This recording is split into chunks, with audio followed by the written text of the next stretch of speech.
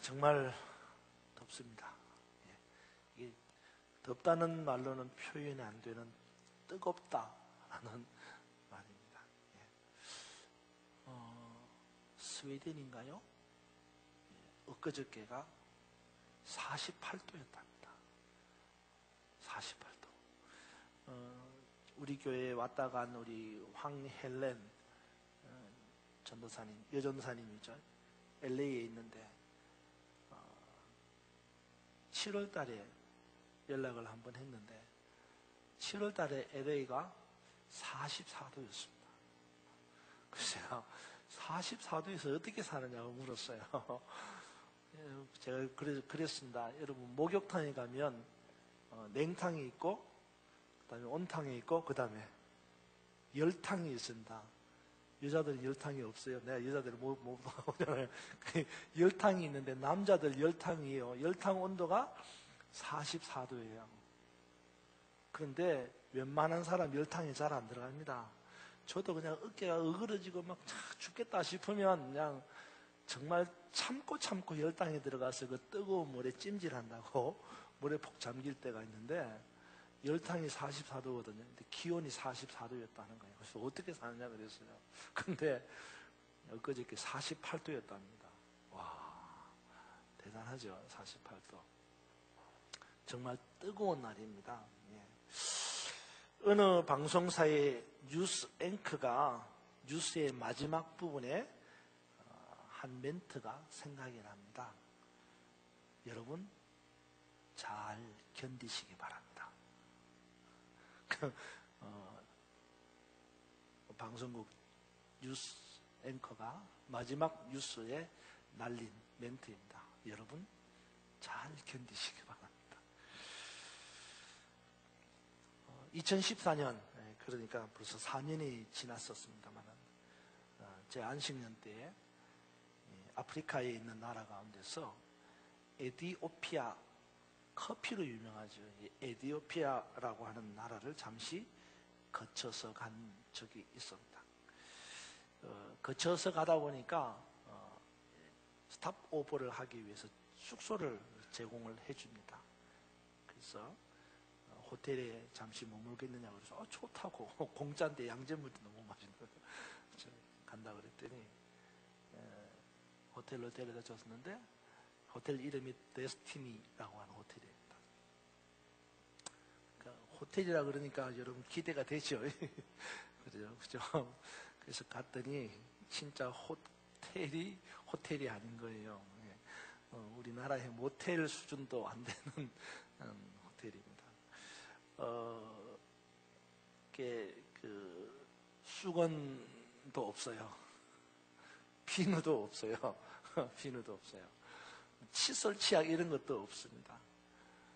도대체 쉬라고 간 장소인데, 뭐 어떻게 쉬라는 겁니까? 침대 하나만 딸랑 있는 거예요. 이불도 없어요. 그냥 침대 하나만 딸랑 있는 거예요. 그래서 수건 달라, 칫솔 달라, 비누 달라, 이불 달라. 그랬더니 대답이 뭔지 아세요? wait, 기다려. 그래서 기다리라 그러니까 기다려야지. 그러니까 기다리니까 한참 있으니까 이제 오는 거예요. 그래서 뭐 수건도 주고 치약도 주고 칫솔도 주고. 샤워를 하려고 그러니까 온수가 나와야죠. 아니, 목사님 아프리카 갔는데 왜 온수입니까? 그래도 저기 샤워할 때 온수로 해야죠. 그래서 온수를 쓰는데 온수가 안 나오는 거예요. 냉수만 찬물만 막 나오는 거예요. 그래서 또 이제 전화를 해서 온수 안 나온다고 그랬더니 대답이 뭔지 아세요? wait, 기다려. 또 한참 있으니까 또 이제 따뜻한 물이 나오는 거예요. 밥 먹고 있으니까 떡떡떡 노크가 왔어요. 조식 먹으러 오라는 거예요. 그래서 조식 먹으러 오라 그러니까 갔죠. 갔더니 밥이 안 나오잖아요. 그래서 4명이서 앉아가지고 밥 안 나온다고 막 치고 있으니까 한 사람이 따고 되니 밥 왜 안 주냐 그랬더니 대답이 뭔지 아세요? 기다려. 그래서 이 동네는 기다려야 되는 동네이구나 그래 생각을 했습니다. 그래서 그때 제가 페이스북에 썼습니다. 이 동네는 기다리는 동네다. 진짜 언제까지 기다려야 되느냐, 이렇게 페이스북에 글을 썼습니다. 그랬더니 우리 교회에 사역했다가 간 우리 박종화 전도사님, 기억나는지 모르겠습니다. 중고등부를 사역했던 전도사님인데, 그 박정화 전도사님이 우리 교회 사역을 마무리하고 마치고 코스타 아세요? 예. 복음주의 신학을 갖고 있는 사람들이 모여서 사회 봉사 활동을 하는 그룹입니다. 이 코스타 활동을 사역을 하기 위해서 라오스에 갔는데, 라오스에서 제 페이스북을 보고 댓글을 달았습니다. 그 댓글에 이렇게 글을 썼어요. 목사님, 저도 개도국, 여기서 말하는 건 여러분 알다시피 개발도상국가를 말합니다. 저도 개도국을 다니면서 배운 것이 바로 인내라는 겁니다. 그래서 우리나라에서 느껴보지 못했던 기다린다는 것을 잠시라도 느껴봄이 어떨지요. 그렇게 댓글을 썼더라고요. 그때 제가 생각했습니다. 하나님께서 왜 우리를 이 낯선 땅, 사실은 비행기 값 싸게 하려고 에티오피아 항공을 탄 거예요. 다이렉트로 직선 항공으로 가면 11시간 만에 가는 거리를 무려 한 30시간을 돌아가는 겁니다. 그래서 에티오피아를 거쳐서 가는 건데, 에티오피아에 우리를 내려놓으신 이유가 뭘까를 그때 생각했습니다. 내게 기다림, 인내가 뭔가를 좀 느껴보라는 것 아닌가 하는 생각을 했습니다. 하여튼 이 무더운 여름날 우리나라 일기 관측상 최고로 더운 날씨를 연일 갱신하는 이때에 지금 우리에게 가장 필요한 말이 바로 이 말 아니겠어요? 여러분, 잘 견디시기 바랍니다. 그렇습니다. 이 또한 지나가리라. 여러분, 이때가 다 지나가기까지 잘 견디시기 바랍니다. 시원한 바람이 불어올 것입니다. 만물이 결실을 맺어가는 그 가을이 다가올 것입니다. 이 또한 지나가리라 생각하며 잘 견디는 여러분이 되기를 바랍니다. 그런 의미에서 옆에 분에게 사랑과 축복의 인사를 전합시다. 한번 바라보고 사랑합니다, 축복합니다 인사합시다. 사랑합니다, 축복합니다. 그리고 옆에 사람을 쫙 만져주면서 잘 견디시기 바랍니다. 한번 인사합시다. 잘 견디시기 바랍니다. 오늘 여러분과 함께 말씀을 통하여 주님께서 우리에게 합당한 사람이 어떤 사람인가 라는 것을 가르쳐 주고 있습니다. 주님께 합당한 사람이 어떤 사람이냐. 저나 여러분이 교회를 다니는 이유가 있어요. 그게 뭐냐? 가장 교회를 다니는 올바른 목표가 뭐냐? 그건 하나님의 마음에 합당한 사람이 되는 거예요. 아멘. 다시 한번, 저나 여러분이 교회를 다니는, 믿음 생활하는 합당한 이유, 가장 큰 목적이 뭐냐? 주님의 마음에 합당한 사람이 되기 위함이라는 거예요. 아시겠어요? 여러분 스스로가 한번 이 시간 질문해 보십시오. 나는 주님께 합당한 사람인가? 여러분 스스로가 한번 질문해 보세요. 나는 주님께 합당한 사람인가? 오늘 본문의 말씀은 우리 주님께서 12명의 제자를 택하시고 이 12명의 제자를 세상으로 파송하기 직전에 제자들에게 주신 말씀 가운데 하나입니다. 특별히 오늘 읽은 본문의 말씀은 제자들이 세상에 나가서 전파하는 복음이 어떤 거냐라는 거예요. 그리고 이 복음이라는 것이 검을 던지는 것이다 라는 것을 말씀하고 있습니다. 그래서 주님을 따라간다는 것이 어떤 거냐? 그것은 곧 금을 던지는 복음을 전하는 것이다 라는 걸 이야기하고 있어요. 그런 사람이 주님께 합당한 사람이다 라는 것도 겸하여서 전하고 있습니다. 우리 주님은 제자들에게 복음을 던지는 것과도 같은 것, 복음이라고 하는 금을 던지는 것과도 같은 것이 바로 주님의 마음에 합당한 사람이다 라는 거예요. 그러니까 복음을, 금을 던지는 것, 이것이 바로 복음을 전파하는 것인데 이것이 주님의 마음에 합당한 사람이다 라는 이야기입니다. 여러분, 우리가 읽은 34절로 36절 한번 보시기 바랍니다. 34절 제가 읽고요, 5절은 여러분이 읽고 6절은 같이 읽겠습니다. 한번 읽어봅시다. 내가 세상에 화평을 주러 온 줄로 생각하지 말라. 화평이 아니요 금을 주러 왔노라.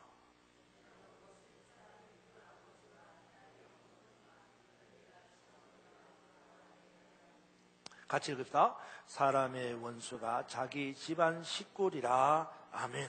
그렇습니다. 우리 주님은 제자들에게 주님이 오신 것은 세상에 뭘 주러? 금을 주러 온 것이라고 말씀하시면서 너희가 전하는 복음 때문에 세상은 필연적으로 둘로 나누어지게 될 것이다 라는 말씀을 하고 있습니다. 그래서 이 둘로 나누어진다는 것은 하나는 예수님을 따르는 부류이고 다른 하나는 예수님을 대적하는 부류다라는 거예요. 여러분, 우리는 이미 복음을 받은 사람들입니다. 이 복음은 먼저 우리 가운데서 역사하는 것이고 나아가서 우리가 세상에 전할 것이 복음입니다. 이런 복음이 어떤 것인 거냐 하면 우리가 나가서 이 복음을 세상에 전하면 마치 금을 던지는 것과도 같은 것이라는 거예요. 그래서 필연적으로 세상은 두 조각이 난다는 겁니다. 나누어진다는 거예요. 그래서 복음을 던지면 세상이 둘로 쪼개지는 거예요. 이렇게 말하면 여러분들이 좀 이상하다 이렇게 생각할 수도 있습니다. 특별히 오늘 본문에 보면요, 복음에는 원수가 있다는 거예요. 여러분, 이상하지 않으세요? 복음에 원수가 있어요. 복음에 원수가. 우리는 신앙생활하면서 원수 맺지 말라 그러잖아요. 그렇잖아요. 만약에 하나님 앞에 나와서 예배할 때 원수 맺은 사람이 있느냐 그러면 예배하기 전에 뭐부터 풀어라? 원수하고 화해하고 와서 예배하라 이렇게 이야기할 정도가 된단 말입니다. 그런데 오늘 이야기는 복음에 원수가 있는 거예요. 누가 원수예요? 사람이 아버지와 원수가 되는 거예요. 딸이 어머니와 원수가 되는 거예요. 며느리와 시어머니가 원수가 되는 건다. 뭐에? 왜? 복음 때문에. 이거 굉장히 아이러니한 그런 이야기입니다. 그러나 복음이 복음되기 위해서는 그럴 수밖에 없습니다. 복음은 예수 그리스도입니다. 그 복음이신 예수 그리스도를 받아들이느냐 아니면 받아들이지 않느냐에 따라서 원수가 되기도 하고 또 친구가 되기도 하는 것이기 때문에 주님께서 이 땅에 오신 것은 금을 주러 온 것이다. 우리가 복음을 던지는 것은 금을 던지는 것이다 라고 말한다는 거예요. 그러기에 우리가 한 가지 분명하게 알아야 될 것이 있습니다. 복음이라고 무조건 평화가 아니라는 거예요. 때로는 복음 때문에 평화가 깨지기도 합니다. 복음 때문에 전투적일 수 있습니다. 복음 때문에 원수가 될 수도 있어요. 이것은 아주 중요한 명제입니다. 명제. 복음 때문에 평화가 깨어질 수는 있어도 평화를 위해서 복음을 포기할 수는 없다 이 말이에요. 복음 때문에 전투적일 수 있습니다. 싸울 수는 있어요. 그러나 싸우면 안 되기 때문에, 전투적이면 안 되기 때문에 복음을 포기해서 안 된다는 거예요. 복음 때문에 원수가 될 수도 있습니다. 그러나 원수가 되면 안 되기 때문에 복음을 포기한다? 그럴 수 없다는 거예요. 하지만 우리는 종종 이런 명제를 잊어버리거나 혼돈합니다. 평화롭기 위해서, 싸우지 않기 위해서, 원수가 안 되기 위해서 때로는 복음을 뒤로 물리는 경향이 있다 이 말이에요. 근데 이건 아니라는 겁니다.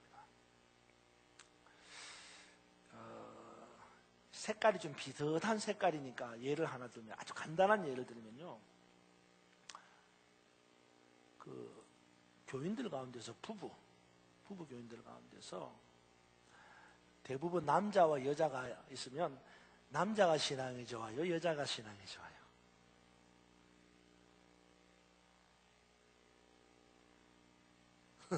대답을 안 하시나?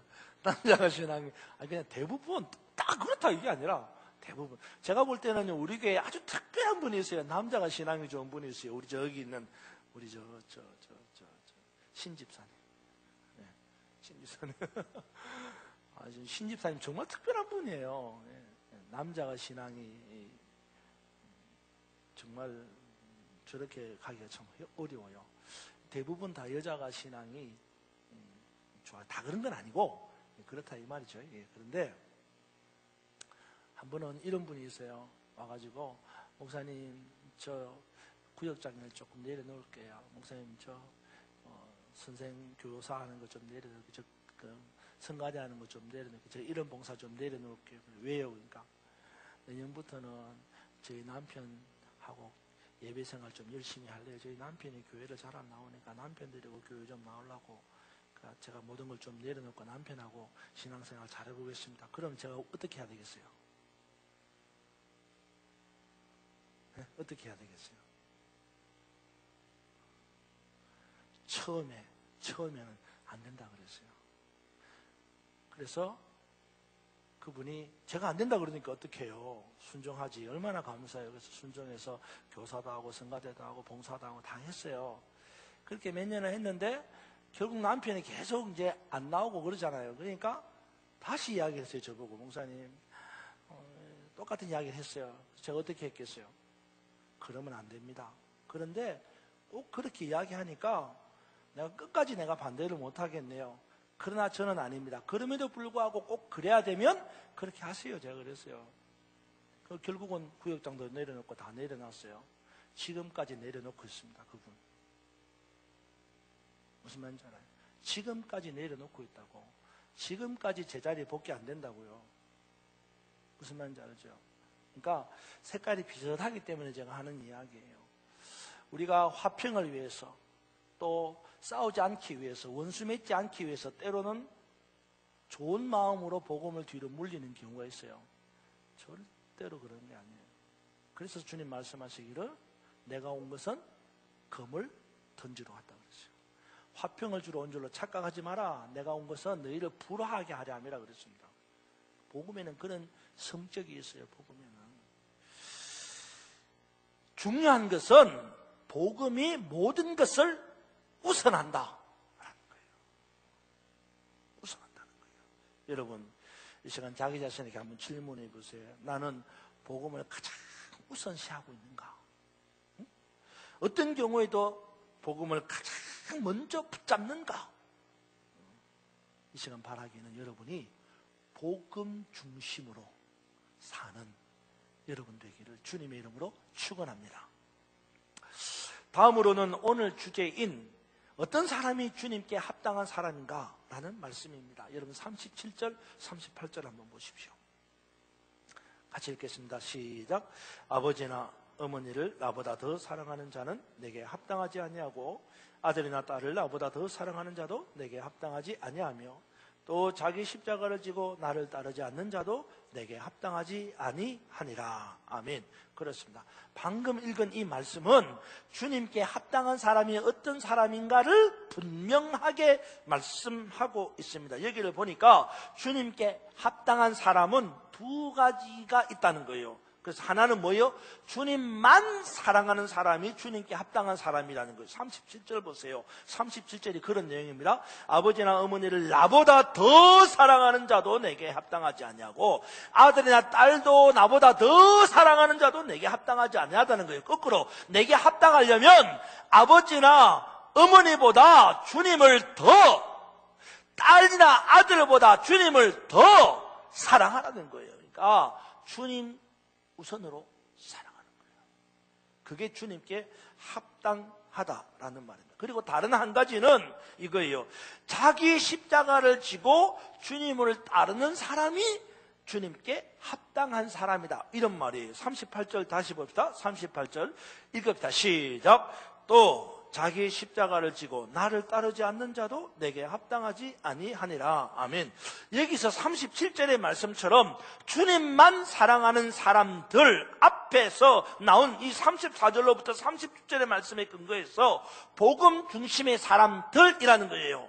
그러니까 복음 중심의 사람이 주님께 합당한 사람이다 라고 말씀하면서 그 다음에 합당한 사람이 어떤 사람이냐? 자기 십자가를 지고 주님을 따르는 사람이어야 된다, 이 말이에요. 주님께 합당한 사람 어떤 사람이다? 자기 십자가를 지고 주님을 따르는 사람이다 라는 거예요. 여러분, 이 시간 간절히 바랍니다. 제가 여러분들에게 정말 간절히 바라는 마음이에요. 자기 십자가를 지고 주님을 따르는 사람이 되므로 주님께 합당한 제자가 되기를 주님의 이름으로 축원합니다. 한번 따라서다. 내 십자가를 지고 주님을 따라갑시다. 내 십자가를 지고 주님을 따라갑시다. 이 신앙과 관련된 사람의 유형을 보면 네 가지 유형으로 나눌 수 있어요. 아시겠어요? 이 이야기는 첫째는요, 이거예요. 자기 십자가도 안 지고 주님도 안 따라가는 사람이야. 여러분 가운데 그런 사람 없죠? 자기 십자가도 안 지고 주님도 안 따라가는 사람이야.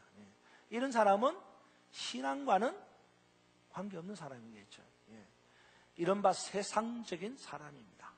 자기 십자가를 지지 않으니 하나님과 아무런 관계가 없는 사람입니다. 뿐만 아니라 주님도 따르지 않으니 이기적이고 세속적인 사람이죠. 이 사람에 대해서는 우리가 더 이상 할 말이 없죠. 십자가도 안 지고 주님도 안 따라가는데 이거는 뭐 더 이상 언급이 필요 없는 이야기입니다. 두 번째, 자기 십자가는 지지 않고 주님은 따라가는 사람이 있어요. 자기 십자가는 안 지는데 주님을 따라가는 거예요. 이 사람은 일반적으로 생각할 때에 그런 사람이 어디 있나? 이렇게 말할 수 있겠죠. 자기 십자가는 안 지고 주님을 따라간다? 그런 사람이 어디 있겠나? 이렇게 생각하죠. 그런데 그런 사람이 있어요. 이른바 자기 십자가는 안 지고, 이건 신앙에 관계없는 거죠. 신앙적이지 않습니다. 그러나 주님은 따라가는 거예요. 주님을 따라간다는 말은 행실이 바른 거예요. 삶이 바른 거예요. 소위 말해서 윤리적이에요. 도덕적이에요. 법적이에요. 소위 말해서 착한 사람입니다. 착한 사람.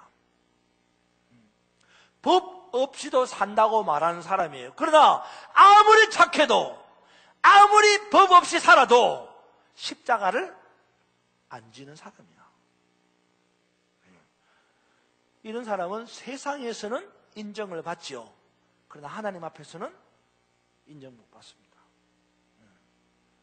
혹시 우리 가운데 그런 분이 없겠지요? 없겠죠. 그죠? 세 번째 사람은 자기 십자가를 지고 주님을 따라가는 사람이에요. 진짜 모범이죠, 그죠? 그야말로 우리의 모델입니다. 자기 십자가를 지는 사람은 하나님 앞에 자신을 내려놓고 회개하는 영적으로 거듭난 사람입니다. 뿐만 아니라 주님께서 행하신 일을 닮아서 주님을 따라가는 모델의 삶을 사는 사람이에요. 정말 이런 사람이 돼야 되겠죠. 이런 사람이 주님께 합당한 사람입니다. 오늘의 문제는 뭐냐? 오늘의 문제는 바로 이 네 번째 사람이 문제예요. 네 번째 사람. 어떤 사람이에요? 자기 십자가는 졌는데 주님은 안 따라가는 거예요. 요 교회 다니는 사람 가운데 이런 사람 많아요. 교회 다니는 사람은 이런 사람 많다니까. 십자가는 졌는데 주님은 안 따라가는 거예요. 38절을 여러분 보세요. 다시. 또 자기 십자가를 지고 나를 따르지 않는 자도 내게 합당하지 아니하다. 자기 십자가를 졌는데 주님을 안 따르는 거예요. 이런 사람 합당하지 않다는 거예요. 주님께. 자기 십자가를 진다는 것은 일단 신앙적인 마음을 가진, 신앙적인 모습을 가진 사람입니다. 하나님 앞에서 자신의 죄를 고백합니다. 자기 십자가를 짊어집니다. 그리고 자기도 다른 사람들이 보기에 믿음의 사람인 것처럼 냄새가 나도록 그렇게 신앙적 모습이 보여진다는 거죠. 그러나 중요한 것은 그 다음이에요. 자기 십자가는 졌는데 주님은 안 따라가는 거예요. 주님을 따라가지 않는다는 말은 주님이 가신 그 길을 가지 않는다는 거죠. 주님이 가신 길이란 주님이 사셨던 삶을 말합니다. 그러니까 주님을 따라가지 않는다는 것은 주님이 가셨던 길을 가지 않는 것이고 주님이 사셨던 삶을 살지 않는다는 겁니다. 미안하지만 우리 주변에 이런 사람이 적지 않다는 거예요. 자기 십자가를 지고 갑니다. 그러나 주님은 안 따라가요. 성경에서는 이런 사람들이 어떤 사람이에요? 바리새인이나 사두개인이나 서기관이나 장로들을 이런 사람으로 묘사하고 있는 거예요. 이런 사람들을 가리켜서 자기 십자가는 지지만 주님을 따라가지 않는 사람이라고 말합니다. 주님은 이런 사람들을 가리켜서 매우 혹독하게 책망합니다. 뭐라 그래요? 바리새인이나 서기관이나 사두개인들 뭐라 그래요? 이 독사의 자식이라고 그래요. 얼마나 무서운 이야기죠. 여러분은 이 네 가지 신앙의 유형 가운데서 어디에 속합니까? 자기 십자가도 안 지고 주님도 안 따라간다. 그런 사람 여기 없겠죠. 그런 사람 여기 올 이유도 없으니까. 그렇잖아요. 자기 십자가도 안 졌는데 주님은 따라가는 것. 이거는 뭐예요? 신앙이 없으면서 착한 일 하는 사람이에요. 우리 가운데 그런 사람이 있습니까? 한번 돌아보세요. 그리고 자기 십자가를 지고 주님은 안 따라가고 이런 사람이 있느냐? 자기 십자가를 지고 주님을 따라가는 사람. 바라기는 자기 십자가를 지고 주님을 따라가는, 그래서 주님의 마음에 합한 제자들이 되기를 주님의 이름으로 축원합니다. 특별히 여기서 말하는 주님을 따라가는 삶이란 주님을 사랑하는 삶을 말합니다. 사랑의 삶을 말하는 거예요. 여러분, 자기 십자가를 지는 것도 사랑이에요. 여러분, 제가 한번 물어봅시다. 여러분, 십자가를 지셨어요? 여러분, 십자가를 지셨어요? 대답 한번 해봅시다. 십자가 지셨어요? 누구를 위해서? 누구를 위해서 십자가를 지셨어요? 네? 여러분 십자가를 지셨잖아요. 누구를 위해서 지셨어요? 물어볼 거 없어요. 근본적으로 여러분을 위한 거예요. 나 자신을 위해서 십자가를 진 거예요. 그것이 곧 하나님께 영광이 되는 것이고 하나님의 마음이니까. 여러분, 제가 우리 아들이 죽는 게 좋겠어요? 사는 게 좋겠어요? 물어보나 마나지. 어느 부모가 지 새끼 죽는 걸 좋아하는 사람이 있겠어요? 하나님이 보실 때 우리가 죽는 게 좋겠어요? 사는 게 좋겠어요? 물어보나 마나지. 사는 게 좋지. 그래서 우리가 살기 위해서 뭘 하는 거예요? 내 십자가를 지는 거예요. 누가 사는 거예요? 내가 사는 거예요. 내가 사니까 누가 기뻐하는 거예요? 하나님이 기뻐하시는 거예요. 여러분이 십자가 지는 것은 여러분이 여러분을 사랑하는 거예요.